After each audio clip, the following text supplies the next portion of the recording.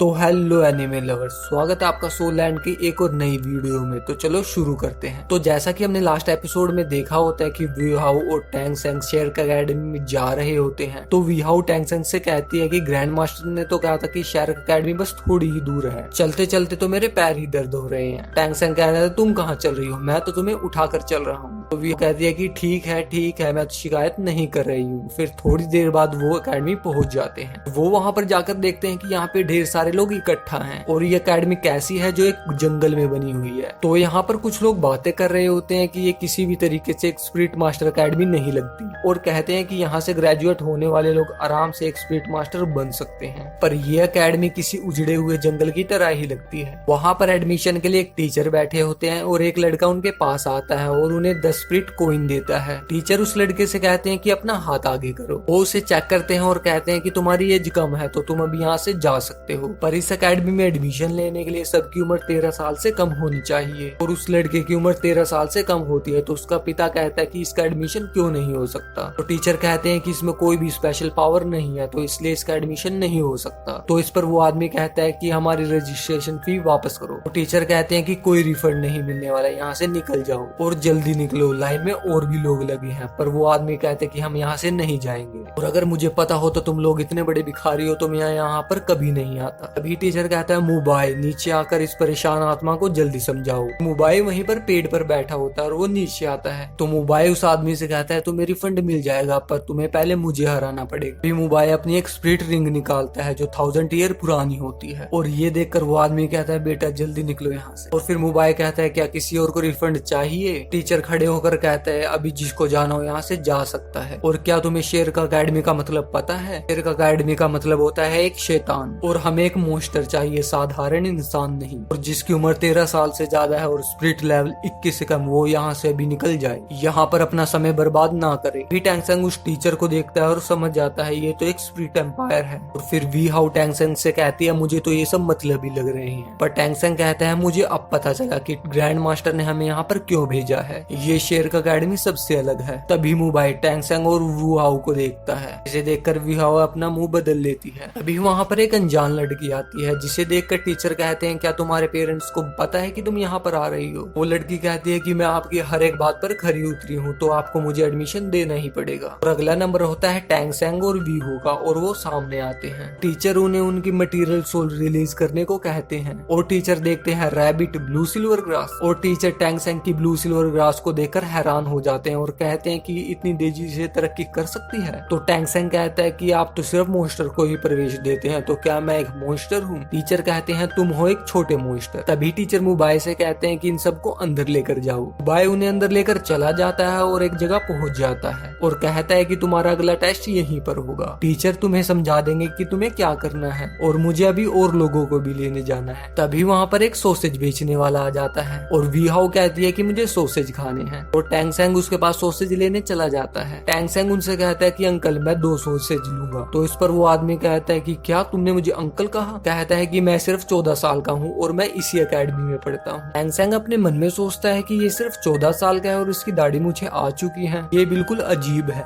वो उसको सॉसेज दे देता है और मुबाई कहता है टैंग सेंग तुम ये क्या कर रहे हो? मुबाई वहाँ पर आता है और वो बंदा मुबाई से कहता है बॉस के आप भी सॉसेज खाना चाहेंगे? मुबाई कहता है कि भागो यहाँ से, तुम एकेडमी के नाम पर एक धब्बा हो। वो उसको ऐसा इसलिए कहता है क्योंकि उसका सॉसेज बनाने का तरीका बहुत ज्यादा अलग होता है और उसके बारे में टैंग सेंग को नहीं पता होता। सॉसेज वाला सारी प्रक्रिया के बारे में बताता है जिसे टैंग सेंग सुनकर कहता है कि मुझे ये नहीं खाने और वहाँ से चला जाता है। वो वी हाउ के पास आता है और वो उससे कहते हैं कि मेरे सॉसेज कहाँ हैं और फिर टैंग सेंग उसे सारी बात बताता है। उसके बाद वो कहते हैं कि मुझे ये सॉसेज नहीं खाने और मुबाई कहता है कि मैं तुम्हें अगले एग्जाम तक लेकर चलता हूँ और तुम्हें लाइन में लगने की कोई भी जरूरत नहीं है। टैंग सेंग कहता है कि ये गलत होगा। फिर मुबाई कहता है कि इसमें कुछ गलत नहीं है, तुम दोनों इसके लायक हो। अभी वहाँ पर खड़े कुछ बच्चे कहते हैं कि ये क्या हो रहा है, ये तो गलत है, हम भी तो लाइन में खड़े हैं। और फिर मुबाई उससे कहता है अगर तुम्हारी रैंक 25 से ऊपर है तो तुम भी मेरे साथ चल सकते हो। फिर वो बच्चे मुबाई से कहते हैं 25 से ज्यादा रैंक इसकी कैसे हो सकती है, तुम झूठ बोल रहे हो।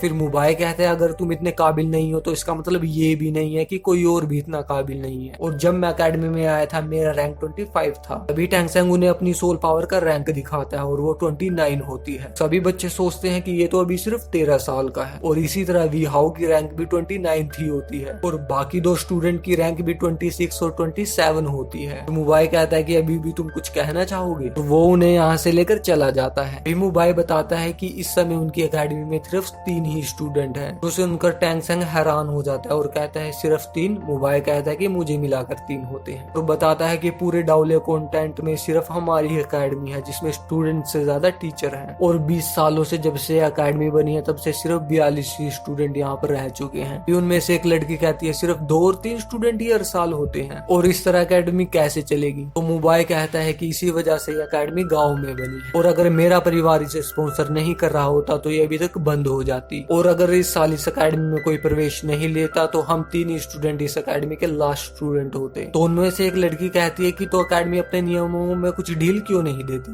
बाहर एडमिशन लेने वालों की कतार लगी हुई है। मुबाई कहता है कि एकेडमी भले ही बंद हो जाए पर नाकाबिल लोगों को कभी भी एडमिशन नहीं मिलेगा, सिर्फ मोस्टर ही एडमिशन ले सकते हैं। और कहता है क्या तुम जानना चाहते हो कि एकेडमी से ग्रेजुएट होने वालों के लिए क्या शर्त है? 20 साल के होने से पहले उन्हें 40 रैंक से ज्यादा तक पहुंचना होता है। उनमें से एक कहता है 40 रैंक, ये तो नामुमकिन है। मुबाई कहता है कि हाँ, और एकेडमी की शुरुआत से अभी तक लेकर सिर्फ 14 स्टूडेंट ही ग्रेजुएट हो सके हैं। इस एकेडमी से जाने के बाद वो पूरी दुनिया में छा चुके हैं। तो कहता है कि यहाँ पर जो ग्रेजुएट नहीं हो पाता वो स्प्लिट बीस्ट के हाथों मारा जाता है। दीन के मुताबिक वो लोग काबिल नहीं थे और वो बाहर जाकर हमारी एकेडमी का नाम डुबा देते। तो टैंगसेंग कहता है कि यहाँ तक पहुँचना मेरे लिए बड़े ही गर्व की बात। अभी मुबाई टीचर ज़हाओ के पास पहुँच जाता है। तभी वो कहता है कि टीचर, मैं स्टूडेंट्स ले आया हूँ। इस साल एग्जाम के लिए 4 लोग आए हैं। अभी ज़ियाओ टैंगसेंग के सामने आता है और कहता है इतनी कम उम्र में 25 रैंक तक तुम कैसे पहुँच गई? लगता है कि इस साल काफी नए मोस्टर से मुलाकात होगी। मैं हूँ ज़ियाओ व्यू जी, क्योंकि तुम्हें दूसरे और तीसरे एग्जाम से छुट्टी मिली है तो अब मैं तुम्हारा एग्जाम लूंगा और मैं तुम्हें एक लकड़ी के जलने तक का समय देता हूँ ताकि तुम आपस में सारा प्लान बना सको मुझसे लड़ने के लिए। लकड़ी के जलने के बाद तुम चारों मिलकर मुझ पर एक साथ हमला करोगे। जो अंत तक हमले को झेल गया उसे पास कर दिया जाएगा। मेरा आखिरी टेस्ट पास करना इतना भी आसान नहीं है। फिर वो टीचर कुर्सी पर जाकर बैठ जाते हैं। बॉय कहता है कि मुझे नहीं पता था कि आज टीचर खुद टेस्ट लेने वाले हैं, वैसे तो ये टेस्ट मैं ही लेता हूँ। मुबाई सभी को बताता है कि वो स्प्रिट एम्पायर लेवल पर है। वो एक स्प्रिट सैगे हैं, 76 rank 20 type battle spirit sage. Academy में डीन के बाद टीचर सबसे ज्यादा ताकतवर है। तभी टैंगसेंग को ग्रैंड मास्टर की एक बात याद आती है। उन्होंने एक बार बताया होता है कि स्प्रिट सैगे बिना आवाज की लोगों के बीच में घूम सकते हैं। टैंगसेंग कहता है कि ये 76 रैंक पर है पर ये तो गेट पे बैठे हुए टीचर से ज्यादा जवान लगते हैं। मुबाई कहता है कि किसी की ताकत का अंदाजा उसकी उम्र से नहीं लगाया जा सकता। मैं तुम्हें टीचर की कुछ खास बातें बताता हूँ ताकि तुम्हें उनसे लड़ने में आसानी हो। ना इस लकड़ी के जलने के बाद तुम्हारा बहुत बुरा हाल होने वाला है। मुझे डर लग रहा है कि तुम उनके हमले नहीं झेल पाओगे। मुबाई उन्हें टीचर के बारे में सारी बातें बताता है। उन्हें बताता है कि ये एक बहुत ताकतवर बीस्ट सोल है। टैंगसेंग कहता है कि क्या उनमें कोई कमी नहीं है? मुबाई कहता है कि बस रफ्तार उनकी कमी है। अभी टैंगसेंग अपनी आंखों को नीला करता है और उनके अंदर की बीस्ट को देखता है और इसके बाद ये एपिसोड खत्म हो जाता है। अगर आपको ये एपिसोड अच्छा लगा तो प्लीज वीडियो को लाइक कर दे। Thank you.